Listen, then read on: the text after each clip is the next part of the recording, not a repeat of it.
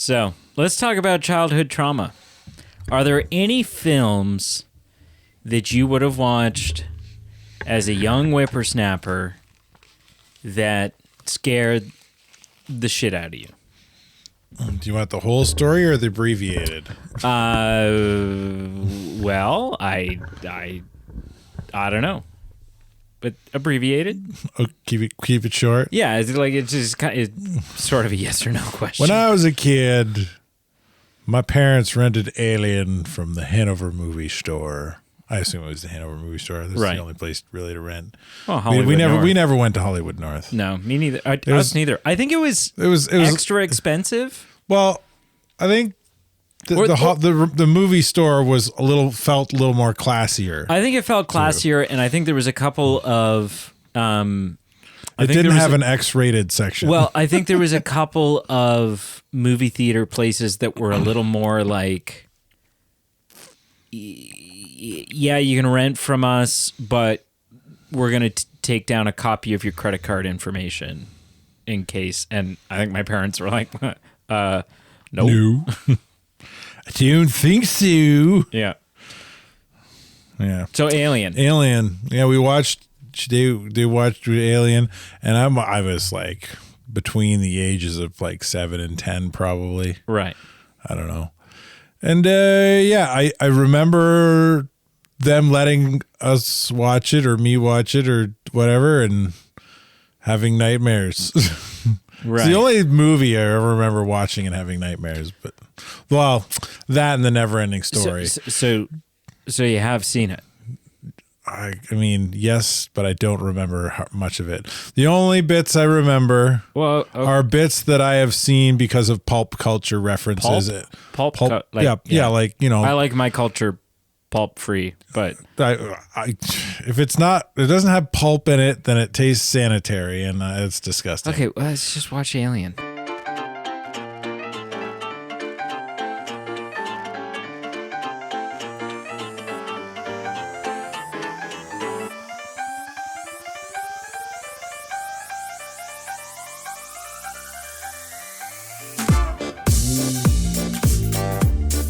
Holy shit. Just a long-winded intro that was. Well, everybody gets one. Speaking of shit, I had a thought today while sitting on the toilet playing a game on my phone. There's this interesting thing that I feel like happens. I don't know if it happens for women. Maybe it's just kind of a guy thing. I don't know. But I feel like you go through a certain amount of, or you go through a certain period in your adolescence, right? Not youth, but I'd say adolescence. So like from maybe you start thinking about it at like 15, but it probably goes until about like 25, maybe. And it's this thought that like, something is significantly medically wrong with your father. Because... Like, you think or there is? You think. Because as a child, there would be times your dad... And I'm going to say the general term... Are we talking about my dad or all dad's all collective? dads. Okay. I think this is probably... If this doesn't... A collective thought that every child thinks about their dad at some point in time. If this doesn't apply to you, then I think I would argue you're the odd man out. As a child, there are times where your dad goes to the bathroom. He's not having a shower. He's not in there plucking his eyebrows. He's just in there using the bathroom. He could be in there 20 minutes. Sure. And as a kid, or even as a teenager, right? That doesn't you kind of get in, you do your business, you get out. It's a pretty quick, hey, I gotta go, I'm gonna go. Well, I went and I'm done. Ordeal. And so I can distinctly remember being in my teens and thinking, what the hell is wrong with my dad? Like what? Why? You keep track of your dad's bowel movements that close? But just as a kid, you're like, oh, dad's in the bathroom. And if you lived in a 1-bathroom house, that would mean that the bathroom was unusable or out of Sure. For like 20 minutes, half an hour. And so anyways, but then it's not until you reach the age of an adult. I'm sitting there like with my phone. Obviously, he wasn't playing games on his phone. But it takes a good while into your adulthood, and I mean, especially now with you having kids, where like you realize, no, the man just wanted to be left the hell alone. It's a place of solitude. Like he just, and the so only place he could read his paper without some rugrat. Yeah, and so I'm sitting ripping there into for his like ear. 15 minutes today playing this game on my phone, and I'm thinking to myself, man, there's something because I don't know that moms don't do this, right? I mean, maybe moms go and hide in the bathroom, but I don't think they actually are sitting on the toilet the way that men do when they're hiding in the Would bathroom. they sit on the counter? Or they're just like, whatever, sitting on the floor crying. Laying down in the tub? But I thought about it and I was like, you know what? It is the bathroom is the perfect escape. Doesn't matter if you're at home or at work, because Are you moving your buddy into your his new house? Sure. You got a picture of Aaron sitting in a Oh, bathtub. Aaron in the bathtub doing work. But no, but just in general, you go in the bathroom, you close the door, even at work, if you're in there for like 15 minutes, unnecessarily for 15 minutes, for the most part, nobody is going to say anything to you because it's a touchy subject. You're not going to come out of the bathroom at work? Yeah, you're not going to come out of the bathroom after 15 minutes and then your coworker's going to say, "What's the matter? Are you constipated?" Right? Like that's not. I mean, any place I've worked that would be a thing. Really? You've never worked at a place where employees crap talked each other? Well, yeah, but never like everywhere. I don't know that there's a business place where people don't do that, but often it's just kind of behind. I assume if you spend 15 minutes in the bathroom, all the other employees are talking to each other about, oh, he's just hiding in the bathroom texting, or he's, updating his OnlyFans, or, whatever it is. Anyways, hello and welcome to the Movie Men podcast. We are the B team. My name's Brady. And I am Carl, and I don't know what he's talking about, this poop thing. Really? I'm just kidding. You're- Well, the dad part of it. Yeah. Like I never noticed that when I was a kid. No, really? No. Oh, okay. I noticed that, and then my dad seemed to always clear his nose in the shower, like he'd blow his nose in the shower, which was never something I've maybe I'll do it if I'm like real sick or getting over sick, and the shower is kind of like the chance I like just clear it out. Like but it like every time. So you'd know dad was in the shower because when he would clear his nose in the shower, just the acoustics, I guess, of his nose or the way that he cupped his nose, it sounded like a brass instrument. Like it was just this loud, obnoxious, unappealing sound. And as a kid, again, it took a long time for me to like put the pieces together and go, oh, he must be blowing his nose. For the longest time, I'm like, I don't know what the hell that sound is when dad's having a shower. He brought a trumpet in with But him. it's weird. It makes me I've never uncomfortable. seen a trumpet in the house. Yeah, makes me really uncomfortable. It's a shower trumpet. So Alien. Alien. I'm a little pissed Sigourney off. Weaver. Not pissed off. I'm a little, I'm pissed off. I'm pissed off and disappointed. Because I knew so much. I'm disappointed that the years of pop culture memes and GIFs and whatever else have brought you as much into the world of Alien as it has. Now, I think there's still surprises ahead for sure. Just fun stuff you didn't know was going to happen and so on and so forth. But it's a little disappointing, right? It'd be like showing you, I think it's the same disappointment. It would be the same problem if you hadn't, God forbid, you had not seen the original Star Wars trilogy and I went to go show it to you. Right? Like it'd be the same sort of thing where it's like, well, You know everything. he should still see it, but like, Yeah. Yep. Yep. So that's the disappointed side of it. The pissed off side is that you've watched Prometheus, which is literally an Alien prequel. Well, I mean, I've watched AVP too. That's fine. That doesn't count. Sure it does. No. It's part of the same universe. I don't think it's canon, though. It is. I don't think it is. Totally canon. It's all part of the same continuity. AVP canon.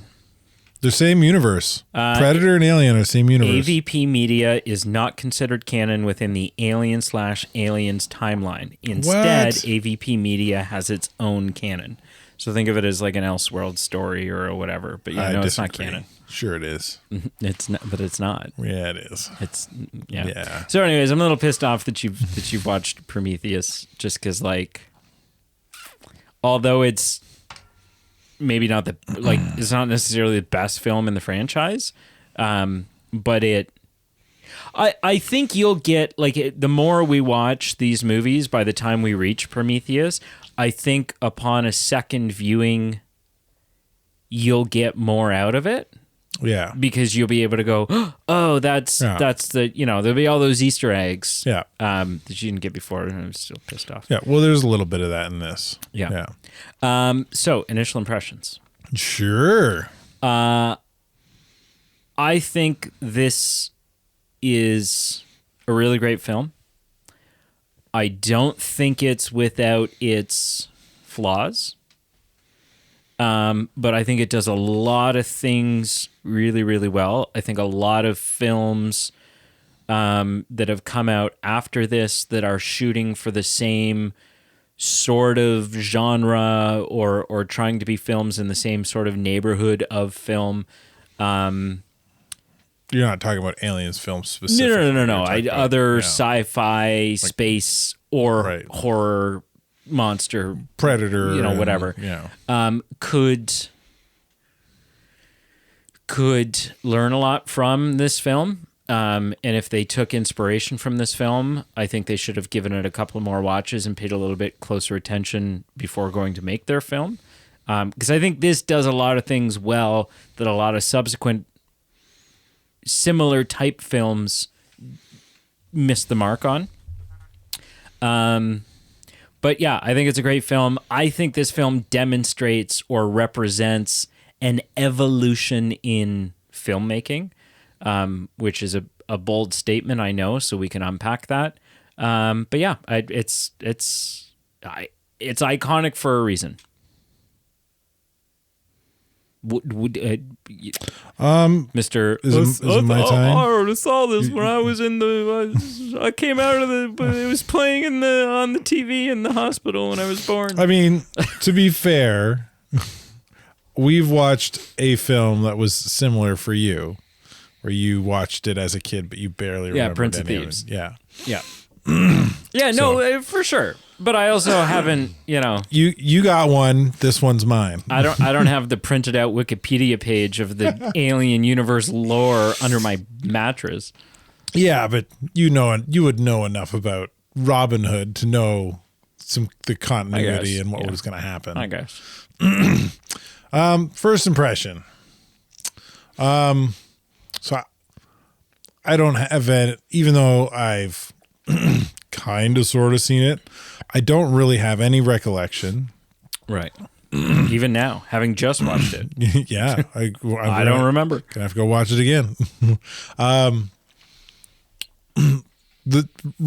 I told you this not off camera. We're not on a camera. Off recording. We are off a camera.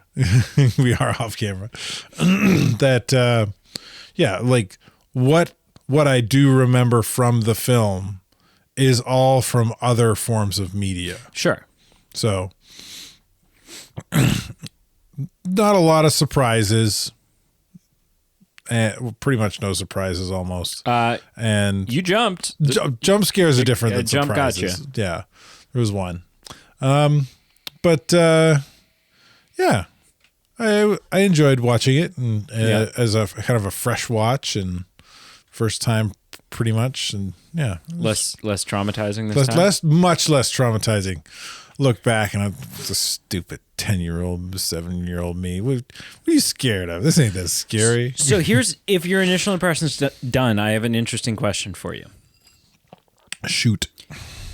Do you think this film, because yeah, some jump scares got you, but I don't think overall you were scared. You didn't find it scary. You're not, you don't have anything right now that you're feeling like you need to shake off. No, it's not like the horror movies we were watching. Do you think that would be different if A, you didn't know as much as you know about the alien universe, and B, I hadn't sort of desensitized you a little bit to horror earlier on last year? With this film, no. No. Okay. No, because this is a monster film. Yeah. Still horror. But It leans more into the horror element of monster films for sure. with the suspense, with the, But the big difference about having to feel like I have to shake off some eerie feeling at the end, right. It's while it's potentially believable because who knows what's out there in the deep Right. black Well, nothingness. we've had this discussion, and I've been pretty firm in the odds that there isn't life out there is actually like you have a better chance of winning the lottery while getting struck by lightning. Yeah. My point being though is it's not going to happen right now. Right. I have nothing to fear from the alien. Okay, so it's the supernatural element of the others of the horror that we watched. Yeah. Right. Okay. Right. That's much more plausible in the moment. Where when I leave your house and walk to my car in the spooky dark bush, a xenomorph is not gonna. Yeah, and the woods are creaking and cracking because of the wind. That I don't feel spooked out because an alien's gonna come. Obviously, I don't want anything bad to happen to you, but now there's like 5% of me that kind of hopes that a xenomorph does come out of the woods and. Well, if it comes out of the woods and eats me, you're next. Oh, for sure. I'm screwed. That's why it's only 5%, maybe 4. So let's talk about the things that we don't like. Let's end on a high note. Okay. I really only have 2. Sure. One. I probably vote that. I don't think that, and this, I mean, you can kind of point a finger and say, well, it's sort of a sign of the time that it was made in, but yes and no, because there are films that came out before this that don't have this issue or not near to this degree. There's some real audio mixing issues. Oh yeah. I'm not an audio snob, no, like you are. We're on very different planes in terms of what we care about audio quality. Yeah, and there were a number of times in this film where I was like, I couldn't make out guy A who's close to the camera. I heard exactly what he said. Yeah, guy B who's 5 feet behind him. I have no idea what he just said. Yeah, and so there, yeah. And some of that is, our ability to hide microphones on people and do ADR, which is the process in which people go back into the booth and redub their audio afterwards. Yeah. All of that's gotten better all over time, 100%. Having said that, A New Hope came out 2 years before this and doesn't suffer from that issue. Yeah. So that's boom mics were still a thing. A part of it is that that there's just especially in situations where and it's weird because there's some situations where pretty much whenever there's only one person talking, it's fine and you can understand it. Yeah.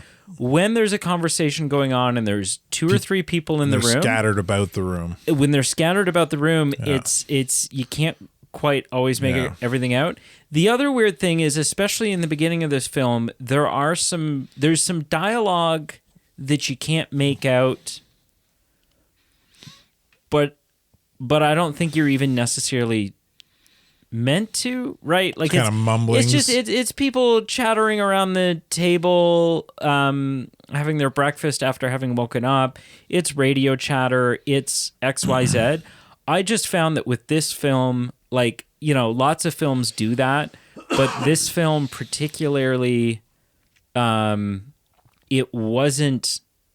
didn't feel as clear when I was supposed to know what was happening and when I wasn't, as it is in some other films. So that's my first grief. My second grief would be one of mine. My second grief would just be that, you know, literally up until it's probably 15 or so minutes, 15, 20 minutes before we land on that alien planet. Which is fine. I mean, there's some setup to do. Some, you know, we've all been some world building, cryo sleep, and we're on this ship, the Nostromo.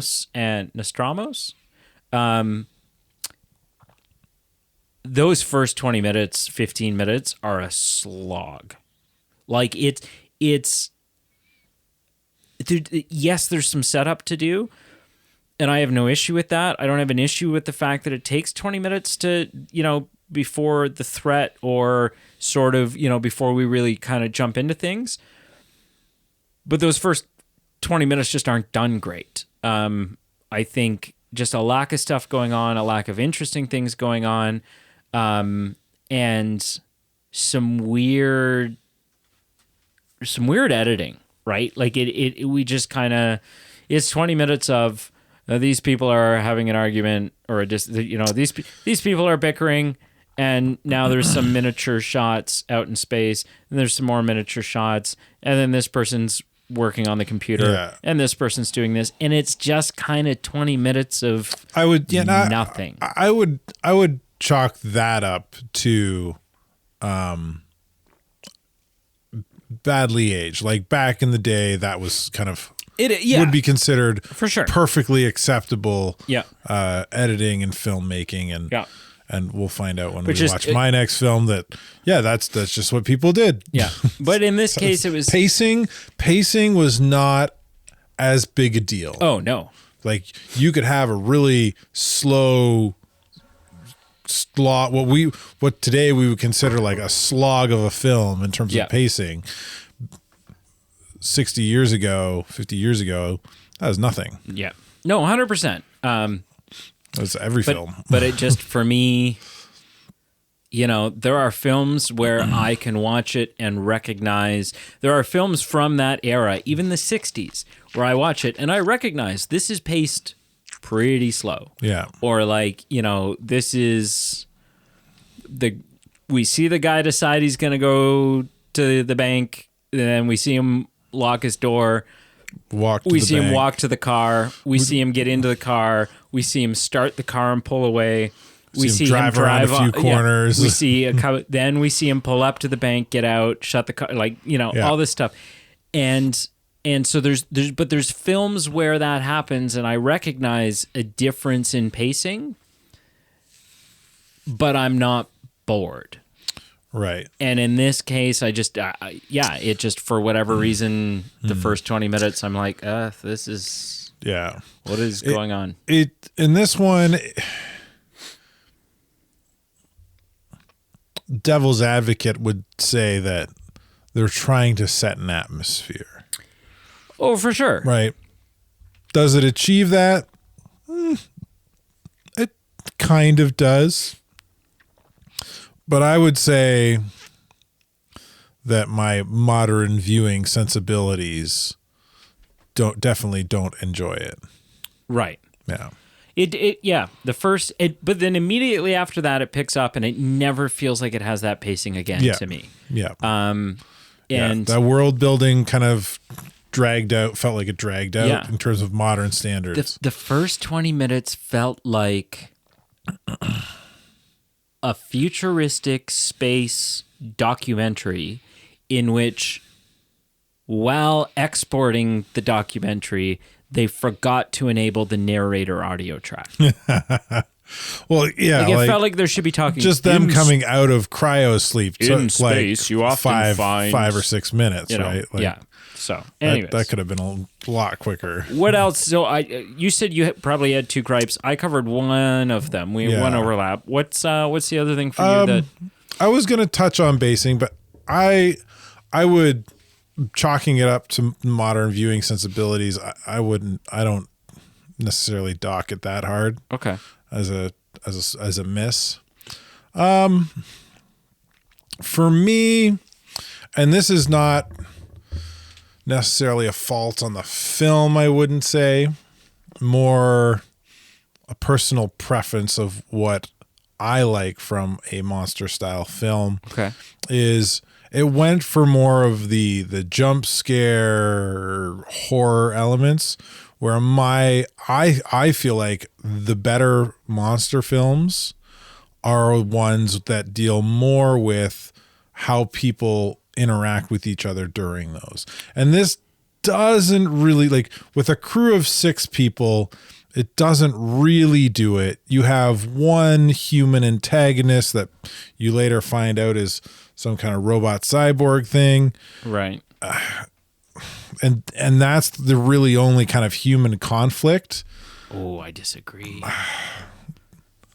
There's small human conflict when they bring the guy on board with the alien face hugger on. Right, when Ripley's not willing to let them. But on after board. that, there's practically nothing. There's not in the way that the best examples I think come from mostly are from a lot of zombie style films, right? Where human conflict, kill or be killed, the zombies are just like a catalyst to draw out the worst of human emotion and characteristics. There's a bunch of arguing about how they're going to, like, would he kill it? We hop on the shuttle and blow the thing up. Like, there's a bunch of division there, right? People aren't all on the same after page. the face hugger's gone? Yeah. They're not on the same page. There's some arguing for sure, but everybody's quickly put in a line by Ripley. Yeah. Everybody quickly gets back on the same page. I don't know that they're on the same page. I think the only human antagonist that is in opposition is the cyborg. Yeah, I don't think they're on the same page. I think that they understand the rank and pecking order and realize that they have to do, like, that Ripley's word is final on it. But I don't think they're necessarily on the same page. Like, the other female character, I don't think she's ever, like, I don't think Ripley saying, no, we should stay and kill it, makes her go, oh, you know what? You're right. Yeah, that is what. No, like, she still is opposed to all of this. Would rather have gotten on the shuttle and blown the ship to hell, but understands that there's a pecking order. And the now remain, or the new person in charge has said, this is what we're doing. Right. And this is, although it's a commercial ship, it's also a vessel. And with it being a vessel, there is sort of there's a hierarchy.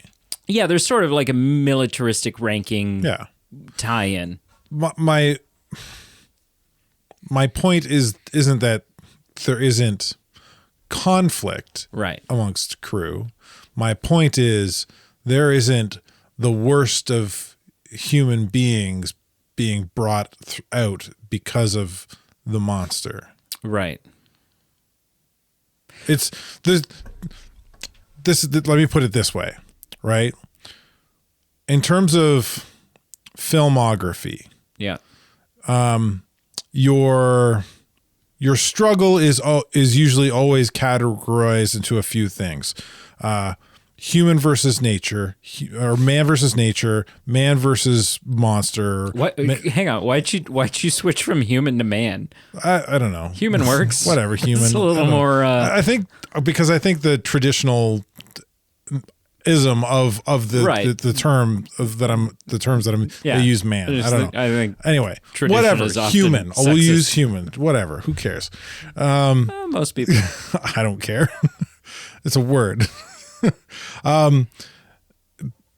For what I'm saying is a great monster film is a human versus human, not human versus monster. And this is human versus monster. Yeah, I mean, I think my thought would be there are a lot of great monster films that are human versus human. Some of the best are. But I mean, so I understand what you're saying. I'm saying I prefer that. Yeah, I'm not saying that. I get it. I think for me that wasn't an issue. And I think, I don't necessarily think that what you're pitching or what you would have preferred is a lesser film. I don't think it's a worse. I don't film. think this film could do that. No. For this film to do that, our human characters in this film literally would have had to broken into two camps and fought each other while also trying to survive the alien. Yeah, and that doesn't happen. And I think that can't happen with seven people. Yeah, and technically 6 people once the monster's up and running around. I think that's the big thing, right? Is that so 2 thoughts now. Is one is, yeah, I think there's a lot of great monster movies that are human versus human. But I think in my mind saying that, well, then that's what monster films should be, or that's what makes a good monster film, to me is like just pigeonholing a creative process and being like, oh, you're doing a monster film. Okay, well then, you know how to make it good. You have to. My other thought is, yeah, exactly. I think you and I are on the same page with this film in that due to the nature, like it's one thing to have like a Frankenstein or zombies or, whatever, where you're not in the confined space of a spaceship. And you're not dealing with, and this is the important part, a perfect organism, the perfect hunter, the perfect killer, the perfect, whatever. Right. And so in those other scenarios, when you have zombies and you have, whatever else, these other monsters, you have, or even other alien films, just aliens that aren't as perfect hunters in such a confined space as this, your characters get a lot more downtime, right? They get a lot more time where maybe the threat of the monster isn't immediate and pressing, right? So say in a zombie film, they've broken into a hotel and they've managed to successfully board up the doors for the night.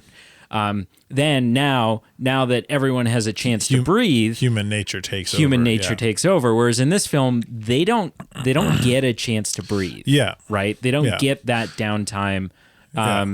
Even the moment when they're there and they've got Ash kind of hooked up and are bringing him back and getting some information out of Ash. I'm sitting there going, y'all aren't really watching your backs. Like it's been like 10 minutes and this thing's in the ship and clearly hunting. Yeah. So so I think we're on the same page. I do also like that type of, I think that's a great archetype for, or architecture for a monster film. And I like, to the points you've made, I just want to be clear one more time. I do agree. Like I kind of pigeonhole myself in feeling like that's the best version. Right. But I'm not going to pigeonhole every film I watch No. because it doesn't do that. I don't like this because they put too much because the monster was the villain. This is still a fun film, even though it's human versus the monster. Yeah, no, 100%. Yeah. I mean, in a way, the xenomorph is just a guy in a suit. So Really big guy. really big guy in a suit, bit tall, but like lanky, not beefy, skinny arms. So that is something. So the xenomorph, I mean, it's worth talking about the alien in this film. This is big rubber suit. The alien is sort of the pinnacle of two of my statements. One statement being that I think this film represents an evolution in filmmaking, or a milestone in filmmaking. And two, and sort of closely tied into that, I think that this is a film that does something well that many subsequent similar typed films don't do very well. And that is that, the xenomorph in this film looks great. For 1979, it's a good suit. It looks great. Yeah. There's one or two moments where you can see maybe a wrinkle. When they show the hands. The hands are kind of or a wrinkle looking in a sleeve where you can tell, like, oh, that's a bodysuit over, whatever. But those are things that can and will be improved over time. Oh, yeah. They don't. So the thing that I think is an evolution, and the thing that people seem to have missed the mark with since, and this is kind of a reoccurring theme with some of the films that you and I have reviewed now, especially like horror-esque films, they don't show you a lot of the xenomorph. Right. And I think that's brilliant. It's also intentional. I would say it's also intentional because of the limitations of the suit. Well, yes and no, though. So I think, because I went into it thinking that, right? I went into it knowing that specifically in this first film, you don't see a ton of the alien. And I couldn't remember going into it whether if it was a guy in a suit or if it was like an animatronic type thing. I kind of in my mind maybe thought it was an animatronic, in which case I was like, yeah, you just show him sort of dimly lit and sparingly, because although maybe the animatronic looks great, not all of the things that the animatronic does look great, right? Naturally, yeah. But then, like, and I think some of the close-ups, like some of the face close-ups are obviously animatronic stuff. But anytime you actually see the xenomorph moving, it's someone in a suit. And it looks really good. But the reason why I think it's an evolution in filmmaking either way, because they had the sensibility. Ridley Scott had this sensibility, I think, in two departments. One, if I show less of this creature, your imagination will take over more. It's the fear of what's out there and you can't see versus the fear of what's right in front of you, and you're able to size up and assess. And so I think that's brilliant. Two, I think, yes, having the sensibility to say, this suit looks incredible. However, we will limit people's abilities to be able to pick out anything that doesn't quite look perfect on it if we use the creature sparingly in short cuts, short edits, and never in a fully lit room. And I think that's brilliant, because if this same film by a different director coming out 10 years prior, they wouldn't have cared, right? Like the standard for fooling an audience with realistic effects wasn't there. Yeah. Because think of an old like black and white film like The Creature from the Black Lagoon. Have you seen it? Do you know I know of it. So seen pictures. Yeah. Yeah. So do you see the creature in that like Right. full on, and it looks pretty terrible by today's standards. Yeah. However, Back in the day, had they shot it like this, where the creature was only ever in the dark and used super sparingly, it would have blown people's minds when that film, like it would have back in the terrified day, people would have viewed that and some people would have seen it and been like, holy crap, Sure. that looks so realistic. But it was still obviously someone in a suit. like, right. well, yeah. Well, there's still going to be people who would be fooled by it. Like I'm trying to think of a modern day comparison. I guess the best thing I can think of of a modern day comparison would be like thinking of some of Iron Man's suits when it was still a big bulky suit, Iron Man 2 and 3. Right. You could be forgiven for thinking that those were practical suits because they did practical suits in the first one, Yeah. but they weren't. They were literally like shoulders and head. Yeah, there were and that was practical it. pieces. But no, like there were minimal practical Yeah. pieces, like There's shoulders and head. shoulders The rest was just a CG suit. gloves. He had physical gauntlets. Yeah, but like, but yeah. my point is, No, for sure, 100%. 80% of it was CG. But I mean, what's your point? Because those hold up and they look. They hold up by today's standards. Yeah, right. Who's to say they'll hold up 70 years from now? Right? Yeah. This is the point I'm making. Like when people first sat down to watch Aliens in theaters or Creature of the Black Lagoon first came out, people would have sat and watched it because they had never seen anything like that in terms of a practical effect. Holy crap, this thing's real. Oh yeah, no, for sure. Or looks real. Like even Alien, even like you watch Avengers, and even though the suits look real, the Hulk looks real, like they look real, but your mind knows as an adult. What I'm saying is I think that there has been, much like there was a shift in us caring about pacing, I think there's been a shift in us caring about realism. Because if, nowadays you make a film and if it doesn't look realistic, if you do special effects in it and the effects don't look realistic, like you can't be sold on the effects, then your film gets panned for it. They go, oh, like the effects in that were awful.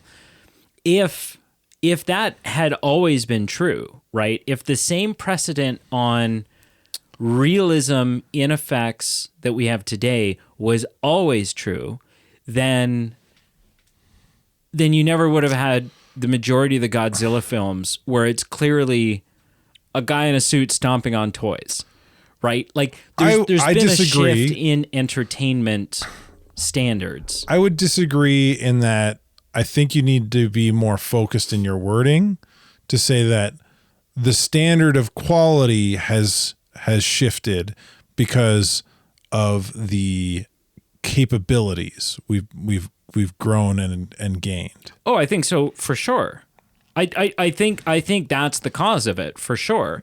But I think just kind of like it's too vague, too blanket to say it the way you were kind of stating it before, because like you can't say I don't think you can say that the people who made Godzilla, the people who made Black Lagoon, people who made Alien weren't trying to go for the most realistic depiction of I think they were. could. They obviously were 100%. They just didn't have the techniques and the abilities to make it look as real as today's standard. I think you're arguing me on something that I'm not actually arguing. Well, like that's not actually what I'm arguing I don't feel against. I don't feel like I'm arguing. I feel like I'm clarifying. Okay.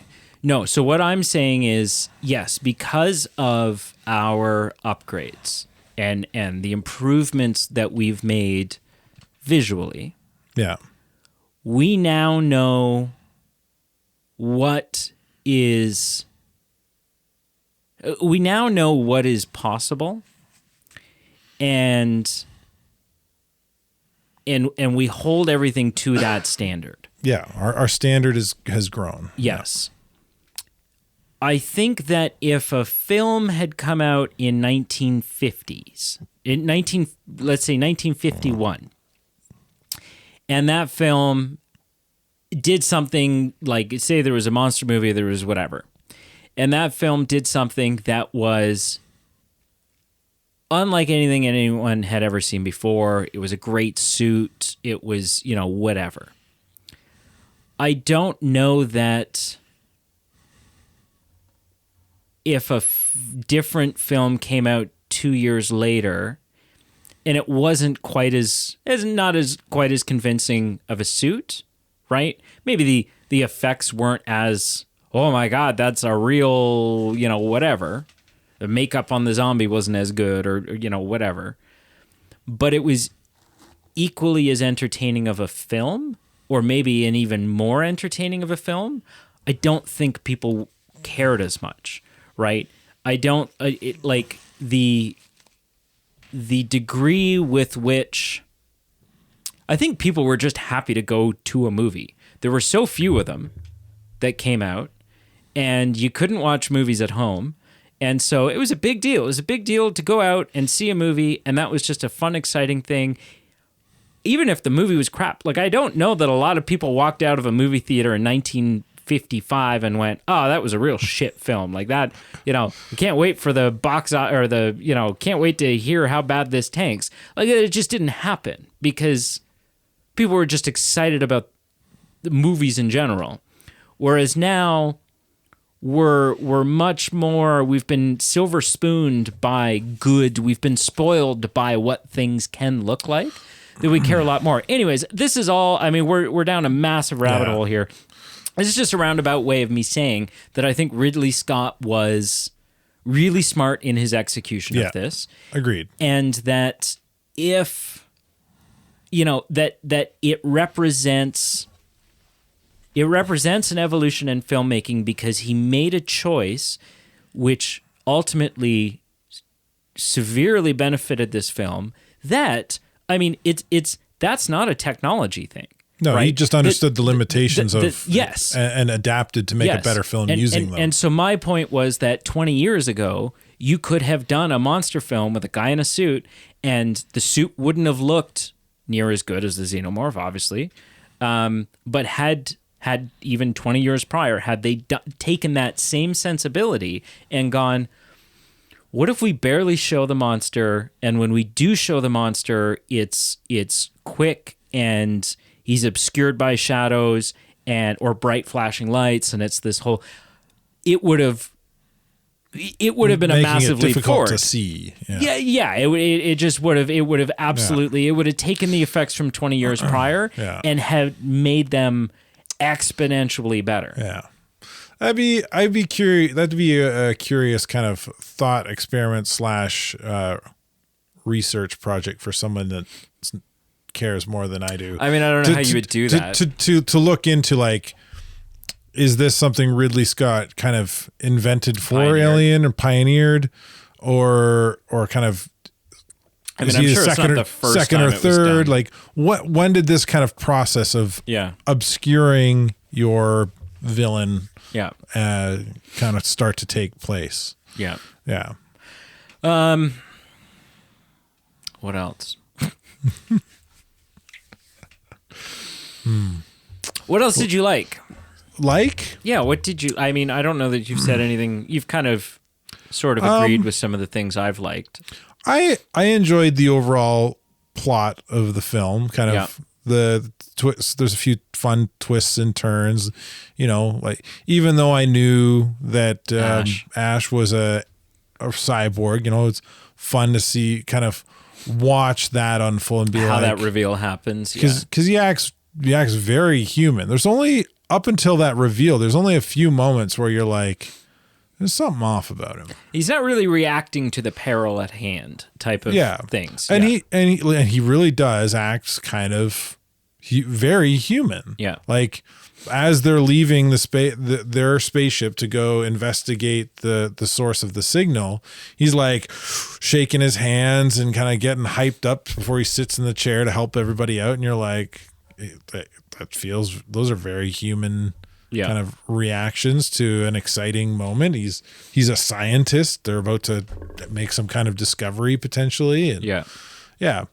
So, but there were a few moments where you're just kind of like, that's not right. Like you either have a hidden agenda or there's something wrong with you as an individual, which there is because he's not a human. Yeah. Like I would say it starts to really shine through when they have what's his name in the sick bay with the face hugger on. Oh, Brett? Brett. Yeah. Yeah. Yeah. No, it was Kane. Kane? Yeah, Brett was the engineer. Oh, right. Yeah. Yeah. Yeah. It's like that's when kind of those cracks in his facade start to show. Yeah. It's very interesting to watch that unfold and see Ridley kind of shine as our hero. Ripley. Yeah. Ridley's the director. Yeah. Ripley is Yeah. there's maybe a little bit of egocentricness there in the naming of the character.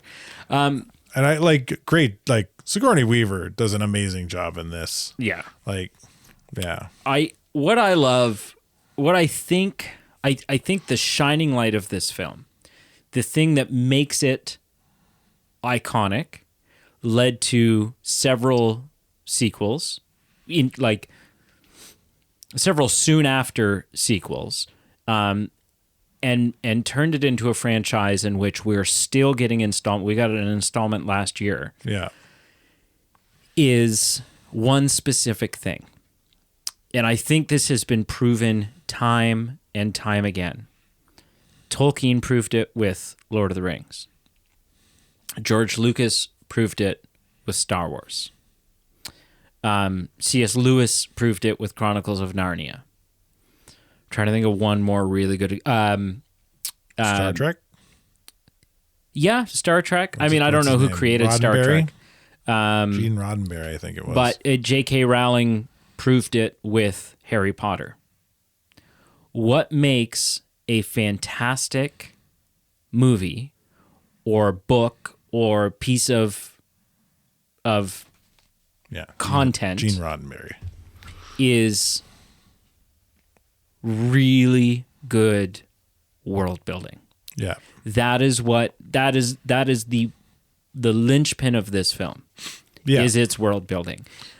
Because you could do this exact same film and remove three or four details that may seem like minute details, and all of a sudden the film's not as good. Maybe it's scary, maybe it's got some jump scares, maybe it's interesting, maybe it's high pace and its energy and whatever, but it doesn't enter the zeitgeist. You could change one change that wouldn't alter the film but would change that kind of world building is they find a humanoid ship. Yep. That's crashed and has alien eggs in it. Yep.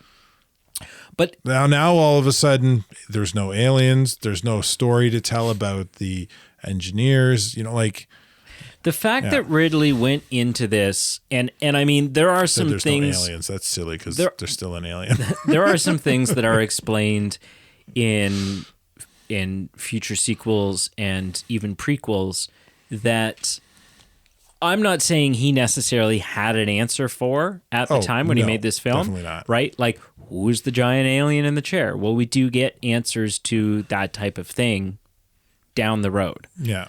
30, 40 years down the road. But the fact that, he spent the time, obviously, like, there's the visual world building. Well, what does the xenomorph look like? What does the ship that he's found on look like?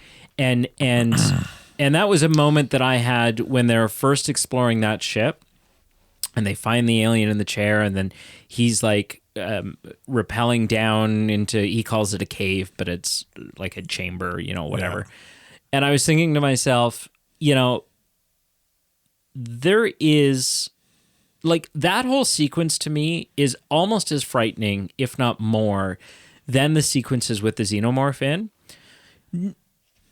Because there's just this suspense and tension that is built when it's so alien, right? It's not humanoid alien.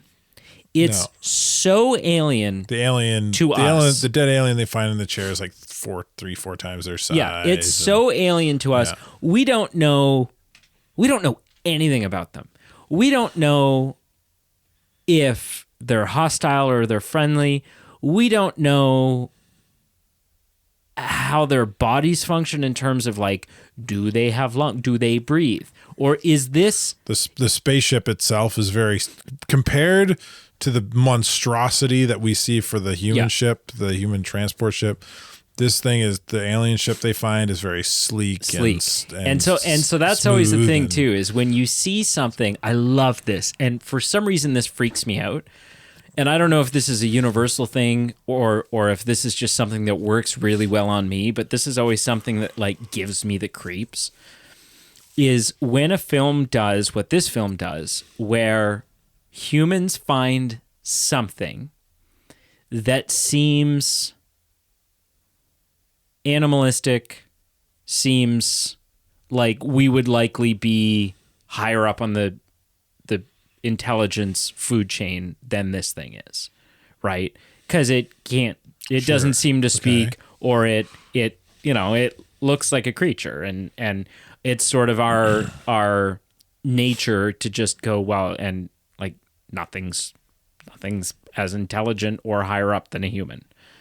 But I love it and hate it, because it terrifies me when they find something like this, or technology that doesn't look like the technology that we have, right? When it's like, oh, that like kind of organic, mineralistic or organic technology, and we're like, we don't look at it and think of it as technology as humans, but then you find these things and you realize they're way more intelligent. Like, we are not a threat, right, to any of this. Yeah.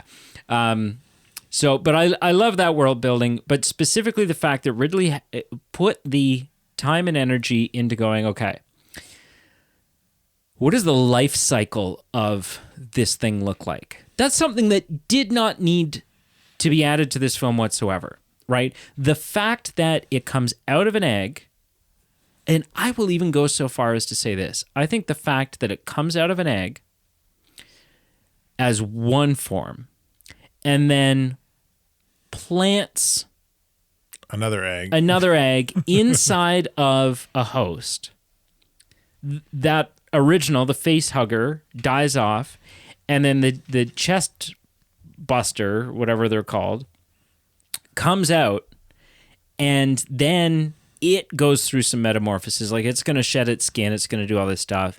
Its blood is highly acidic. Like, all of these details, specifically the life cycle of the xenomorph, I think you can rest 80% of this franchise success on that thought process, on the time he spent just on those specific details. You want me to mess up your world a little bit? Because that makes us all, but don't you agree? Like, no, yeah. That, what I'm that about is, to say is that like is where kind we of watch in it. that vein, in the vein of what you're saying. Yeah, so that's when we sit and we watch it and we go, this is like, what a mysterious creature. And we want more. Creature, yeah. But yeah, what stupid shit are you about to do?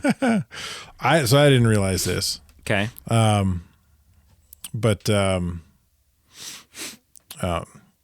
So I don't watch their stuff anymore because they've shifted what they do. But I used to watch a lot of the Fact Fiend guy, the British guy. Okay.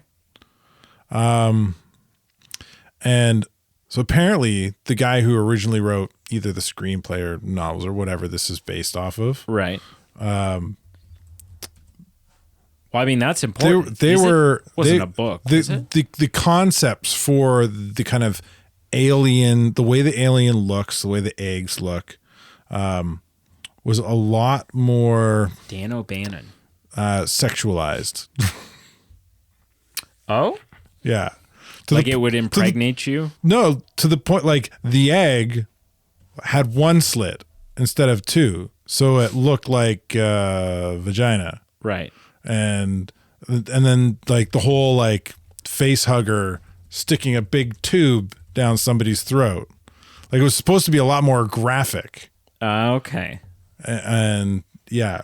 So, but the studio kind of like, hey, don't do that. Yeah. So they had to change a few things. Interesting. Okay. No, but you know what? That doesn't bother me because that thought was still put into it, right? And you know what's really Here, look at this. The original alien egg design. Yeah, I mean, kind of. I don't look at that.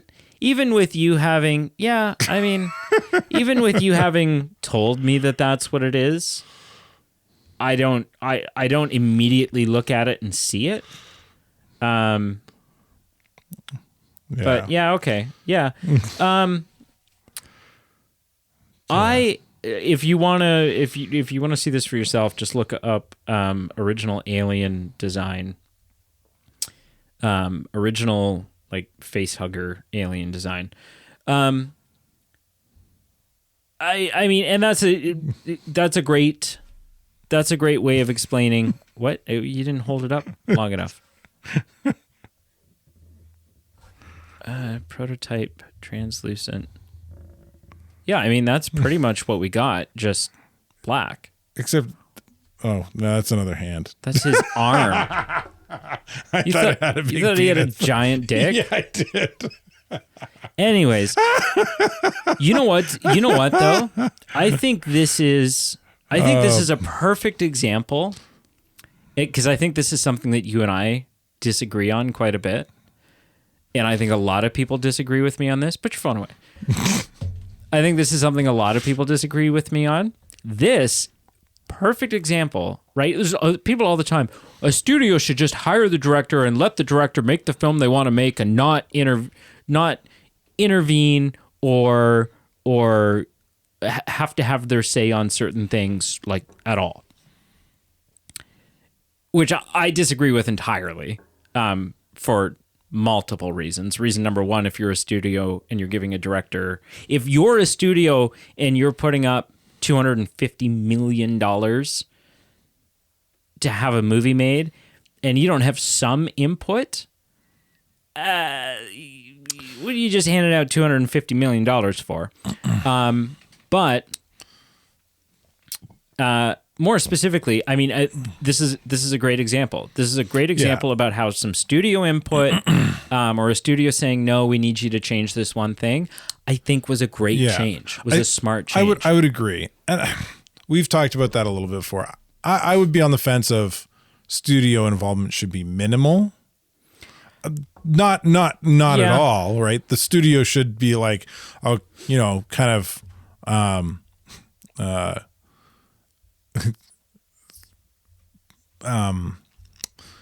be like the litmus test for kind of like, okay, this isn't going to fly with audiences. You need to do something. You need to use your creative juices to change it. Not tell them how to change it, but just say, this doesn't fly, creatively change it. I mean, make it work. There are some exceptions even to that, right? Like, and I think this is an example I've given before. And this was a better example like 5 years ago, but it still stands as a usable example.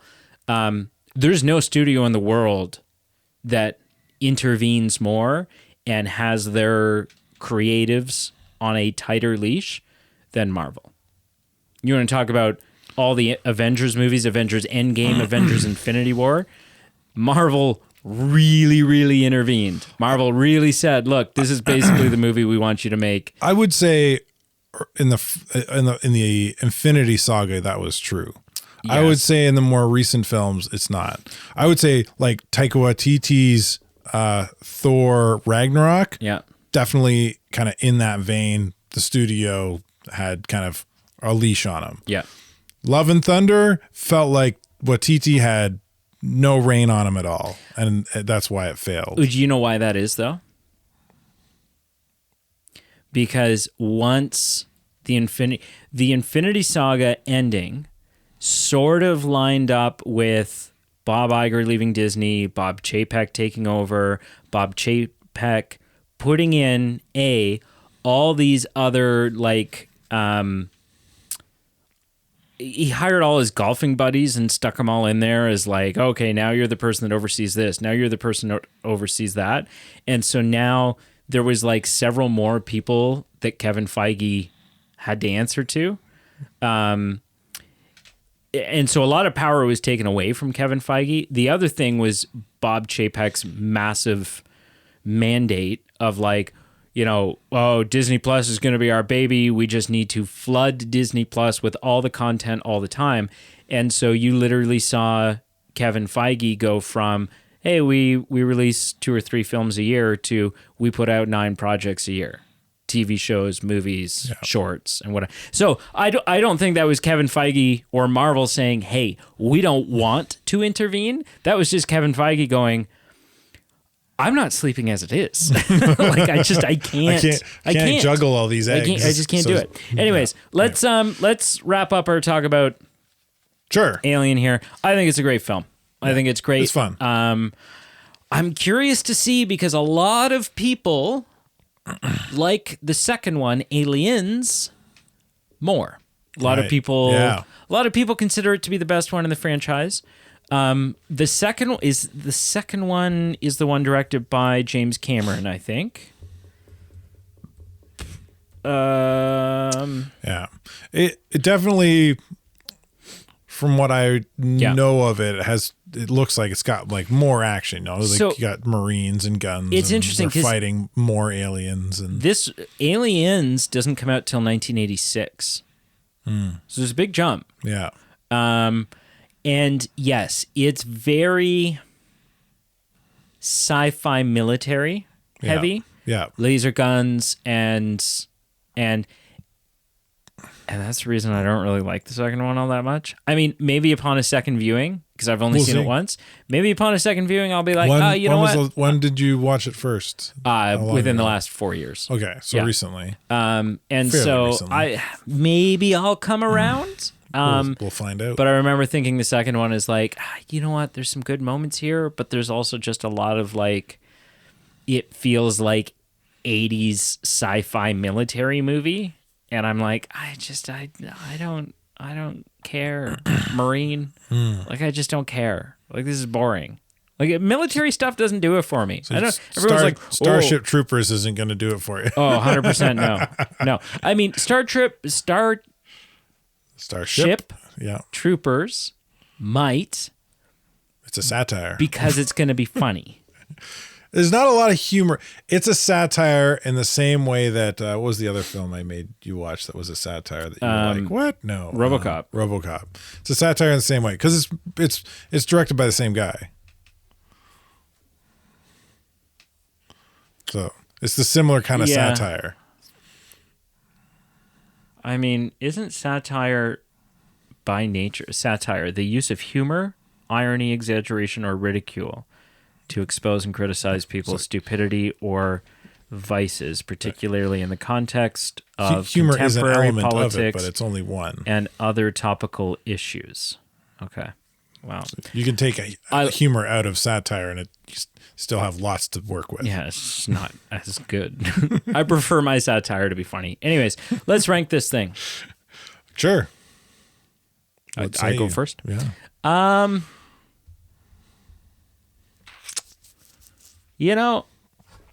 Normally this is a question that I'm thinking about quite a bit while I'm watching the movie. And I didn't think about it once this time.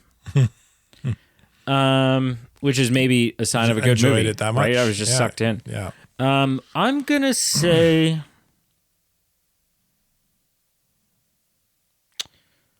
I'm going to give it a 7.6. Oh, interesting.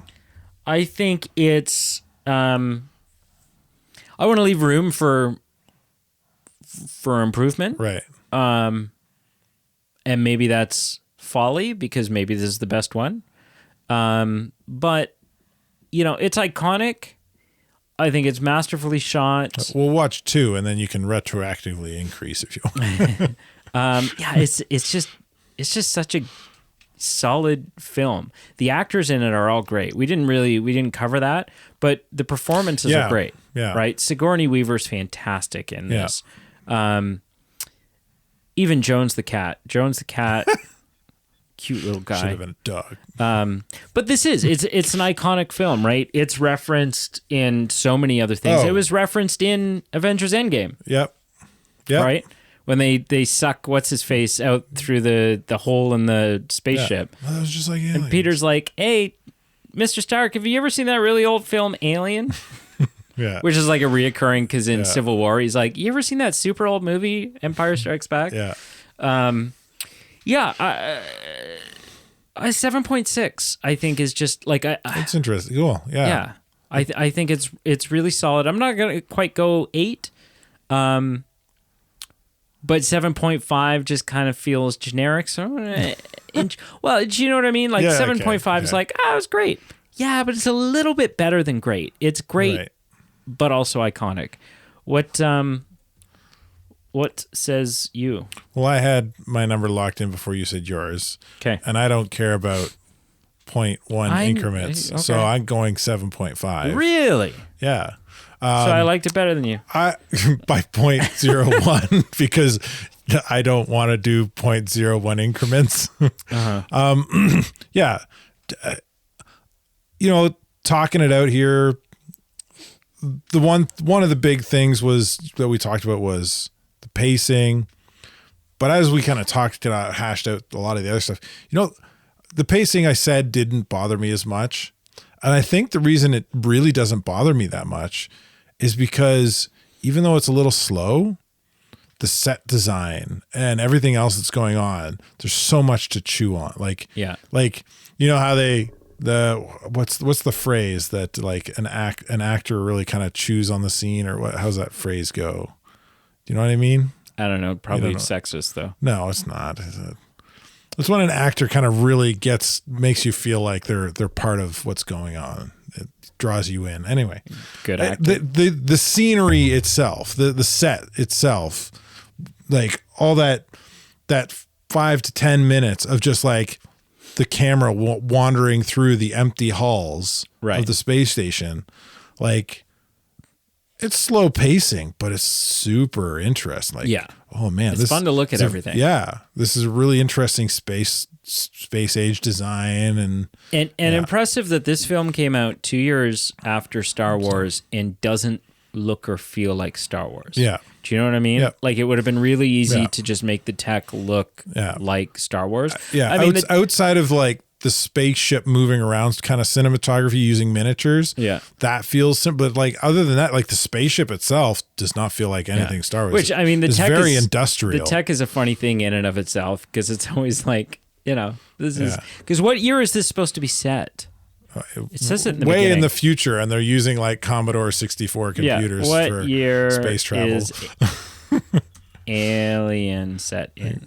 The computers don't even show it's set in 21 TV style imagery. It's all numbers and letters and 2122. So less than 100 years from now. Ooh. Which I mean, at the rate that our technology changes now, that's an eternity. Well, but Elon Musk is looking to go to Mars in his lifetime. Yeah, well, Elon Musk is an idiot. What'd you watch this week? Genius, but okay. He's a literal genius. He knows a lot of things about a lot of things. We're not going to debate politics here. I'm not talking I'm not talking politically. I'm talking just straight intelligence. He is what'd you watch very this smart. Week? I watched a bunch of stuff because we skipped our normal Thursday and are recording Monday. So I got 2 family movie nights in. But One Piece, obviously. God, are you not done that yet? No, dude, it's going. The show's still going. How far do you have to go? We're still in the land of Wano. Still, I don't know what that means. Weeks ago, what's the story arc? The story arc Wano. It was like a couple weeks ago. I said, "Yeah, we're finally like in the final battle." Oh, okay. Final battle's still going on. Right. Okay, but that's season 20 of 21. Yeah. Oh, okay. So you're like they're into season 22 now. Because after this one, the next big season is Egghead or Egg Island. Egghead. And they're already wrapping that up and moving into the next one. Oh, okay. So they're not on, like, there is no season 22 yet. They're wrapping up season 21. If they haven't already, yeah. Apparently anyway, not. Oh, well, whatever. I don't know. I'm not there yet. Yep. But the show's still ongoing, eh? Yeah. Oh, yeah. It's probably going to be going for another several years. It's not slowing down. Started in 1999. It's not slowing down. I'm curious what Family movie night. We watched Leo, Adam Sandler's Netflix special, where it's an animated flick where he plays a lizard, and his best friend's a turtle, and they're classroom pets. Right. And he ends up going home with the students, and the students find out he can talk, and he ends up walking them through their grade 6 school issues. Right. It's a cute film. It's fun. On my what was the other one? This past Thursday we watched Puss in Boots. The Last first Wish. One? Oh, okay. The one I've seen before. Most recent one. Yep. I like that film. I know. You've said that. It's fun. I haven't seen it. It does a great job of building out that kind of Shrek world in the way that the original Shrek did. Yep. Yeah. I won't get into what I mean. You can. Or the new hideous Shrek 5 animation change. I don't know. So ugly. You haven't seen that? I'll show you afterwards. And then with my boys, when they in the morning on Saturdays, or when my one boy is potty training, so when he poops on the potty, he gets to watch one episode of a show. Right. We started watching. I kind of pushed them and highly encouraged them to watch the new Teenage Mutant Ninja Turtles show, you were saying that which is based on the movie that came out recently. It was a good show. Yeah, it was awesome. They did a really fun thing with Splinter, because Splinter is voiced by Jackie Chan in the movie. Oh, okay. You don't bring Jackie Chan in to do a 12-part miniseries show. That's a lot of money.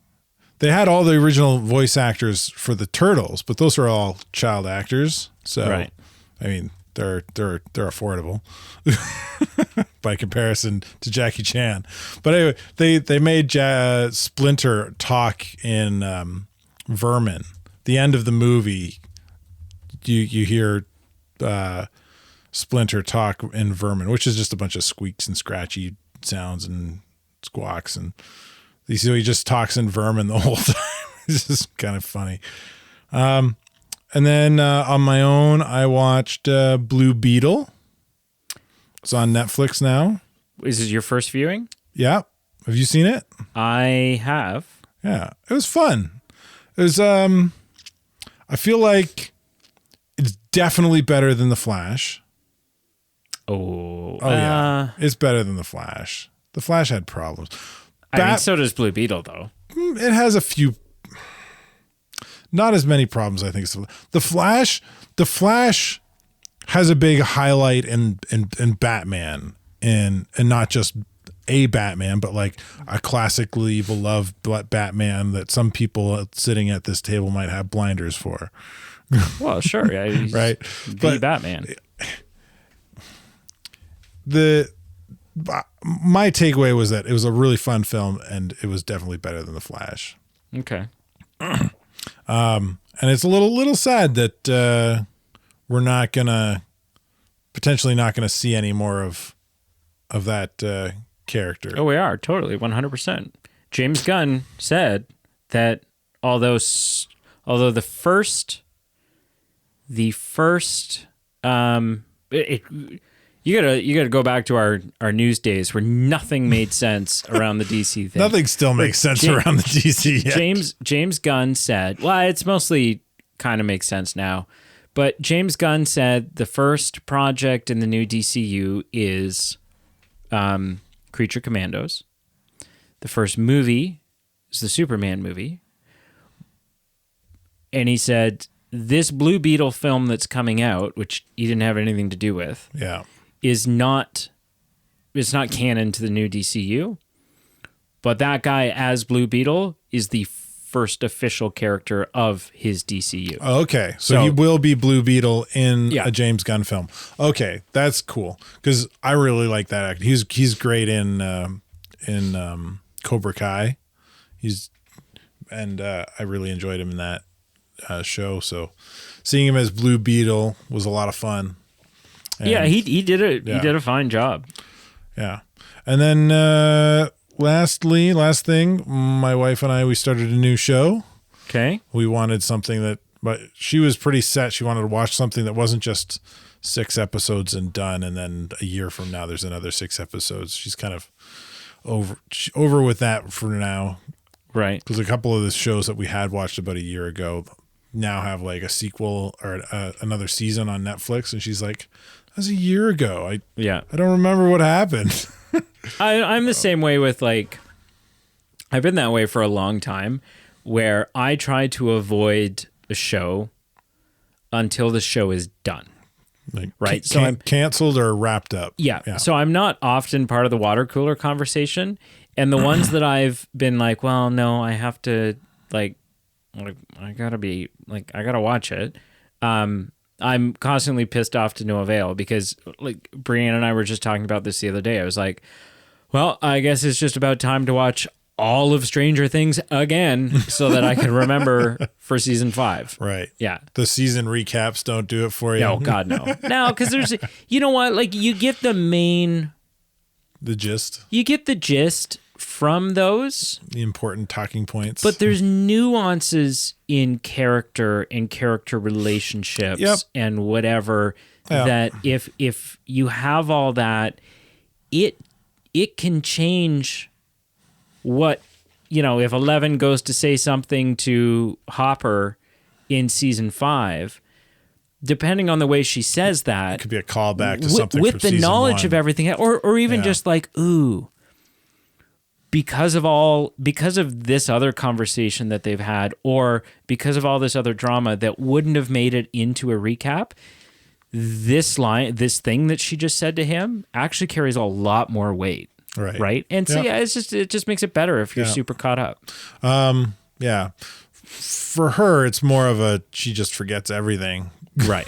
Yeah, you said that before. She doesn't know what movies she's seen. Yeah. It could be viewed as a curse, or it could be viewed as a gift because you get to watch stuff a couple of years down the line as like a brand new viewing. So once a year, do you have a shirt that you put on once a year that says, "Hi, my name's Carl"? We got 50 First Dates. We got married in 2018. 50 First Dates are every year. Yeah. On an annual basis. Was it 2018? 2019. 2019, that's right. Yeah. You just had an anniversary. Happy anniversary. 6 years now. Yeah. Yeah. It was fun because there's you had a professional photographer at your wedding. Yeah. But I would say the most famous photo from your wedding. The most famous Facebook photo. Photo. The one that's used most often. Which, I mean, what? As far as famous, I mean, if it's one that's in your house in a frame, that's not as famous as the one on Facebook. I wouldn't say that. It's just one that I took and posted. Took it with my cell phone. Yeah. And so it was funny because the other day, your wife, when she was sort of doing her happy anniversary post, she used that picture. And she said, best decision I've ever made. And I didn't, but I toyed with the idea of commenting and was like, what, letting me bring my phone to your wedding? Yeah.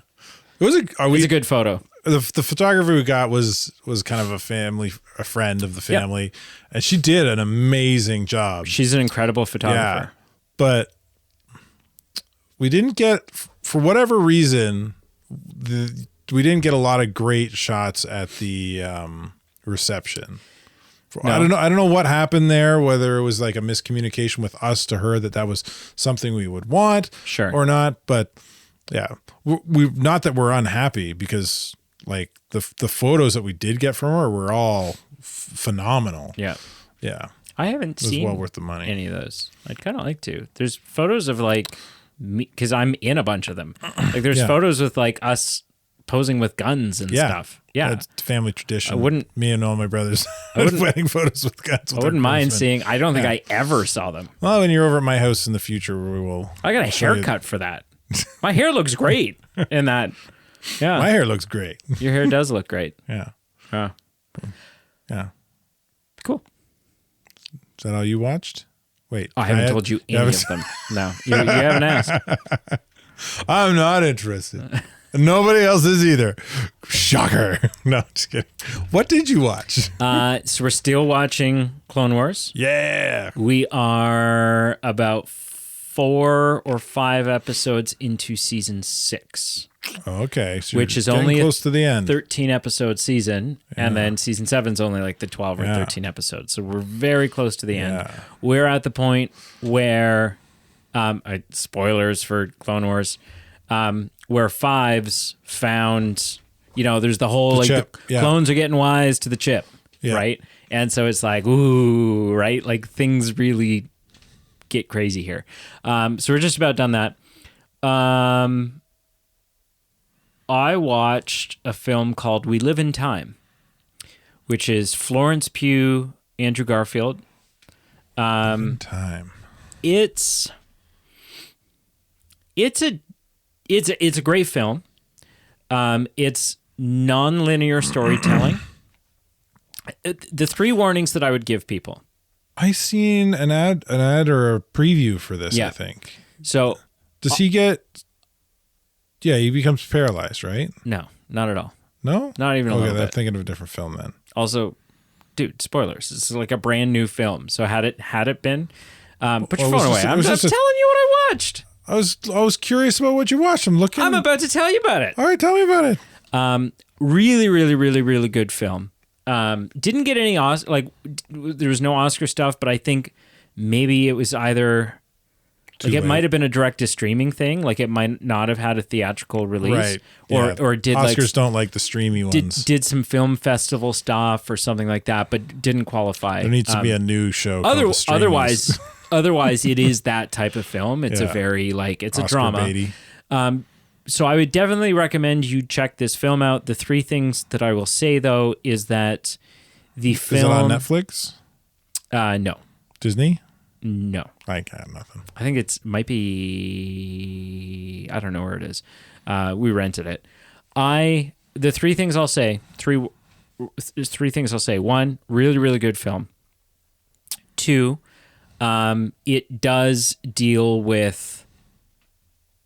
And this, they reveal this in the trailer. It deals with terminal illness. It deals quite a bit with cancer, and some of the struggles, some of that human to human, right? Is it quantity over quality, quality over quantity type stuff? So if that deters you from wanting to watch it, then 100% don't watch it. And 2, there is. I would say in a really tasteful way, there's some nudity in this film. But like, there's again, this is in the trailer. Is that a pun intended? The butt like? There's like a birthing scene and stuff in this film. So it's there's nudity in it, but it's really like raw, real life, people doing life kind of nudity. Mm-hmm. But and also non-linear storytelling. Right, so it jumps all over the place. There's like 3 or 4 different time periods that this film, over the course of like 5 years, but it's kind of like jumping back and forward and all over the place. So if that type of film typically doesn't work for you, then maybe also skip it. Next is a film called Anora, which won Best Picture and several other awards at the Oscars. Heard about this. Dude, you looked it up 3 hours ago. I'm going to look it up again. I didn't look it up. I don't hop on the phone every time you're like, hey, I watched... Oh, you know everything I watch. I watched the stupid show with my You know everything beautiful I watch. wife. I tell you something I watch, you're like, oh yeah, I've seen that. I know what you're talking about. So anyways, Anora won a shit ton of awards at the Oscars. Really, really weird film. Good film, but like structured strangely and takes all kinds of turns that you don't expect it to take. Not like there are some intentional twists in the film, but it just also like momentum changes a lot. Yeah, it's weird. I don't know, but it was good. Brianna and I watched it. I was excited to see it. She was pretty skeptical going into it. But we ultimately we both really enjoyed it. And then my mom came over. Yeah. And she wanted to show me a movie. Right. Because it was her turn to choose a film. And she picked a film I had never seen. What did she show you? And now I'm just checking to see because was it on my list? I don't know. Lisa, did you take a movie from my list from me? Is it a film you've never seen before? I had never seen it.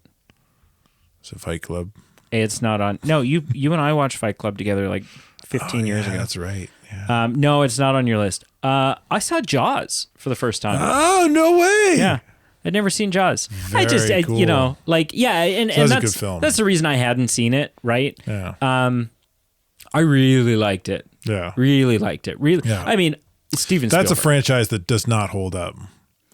Like, it's one of those franchises that every concurrent film gets successive, not even successively worser, like by equal increments, but like multiplicatively gets worse and worse and worse. My mom says the second one is her favorite. Is it really? Yeah. Okay. I haven't, which I don't know anything about. If you say so, Lisa. Yeah. She apparently the second one she likes better. So I don't know. From what I remember, I would say that's not the case, but. And then last night, I have one more. I've watched so many movies. Last night, following having watched Mad Max Fury Road a week ago or whenever that was, last night I watched Furiosa. Ooh, yeah. And? It's not great. Bad. I mean, have you seen it? No. It's not necessarily a bad film. It's not a bad film in a world where Fury Road doesn't exist. But it's just a shit follow-up to Fury Road. Right. It's like, really? Like, there's a lot of comedy in it? Like, a lot of comedy? Almost slapsticky? And there was a moment where watching it, it's not quite to this degree. Like, this is a little bit of an exaggeration. But it kind of feels like if you took Fury Road, wanted a sequel... or a prequel, whatever, another film, and decided, let's get the guys over at Monty Python to take a crack at it. It's a lot more humor. So much humor. So much humor. And it's like, what is happening here? Does not. So, yeah, because Mad Max usually takes itself pretty seriously. Yeah. So not a bad film. As a franchise. In a vacuum, it's weird. Not a bad film. Against the backdrop of, I've only seen Fury Road, but against the backdrop of Fury Road, not real great. Backdrop of the wasteland of Mad Max. Yeah. Yeah. Thank you so much for listening. Make sure you check out our Facebook, Instagram, and Twitter down below. We have a Patreon page. Dude, there's so much shit on our Patreon page now. More coming. So much shit. Yeah.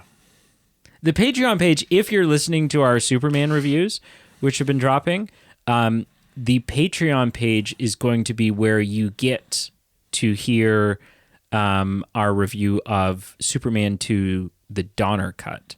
So we did the theatrical version for the main show. We're doing the Donner Cut for a Patreon episode.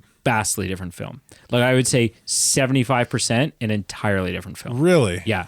Like wild. Like just different, like holy shit. wonder Like which this one is I've all seen. entirely different. Donner Cut came out in 2006. So I Probably. assume haven't you've seen it the then. theatrical one. Yeah. Yeah. I'd watch it with you. Interesting. It's wild. But I mean, it's been long enough since you've watched the second one, so you kind of have to, we'd have to like double feature it so that you can see how wildly different I've it seen is. the second one a handful of times.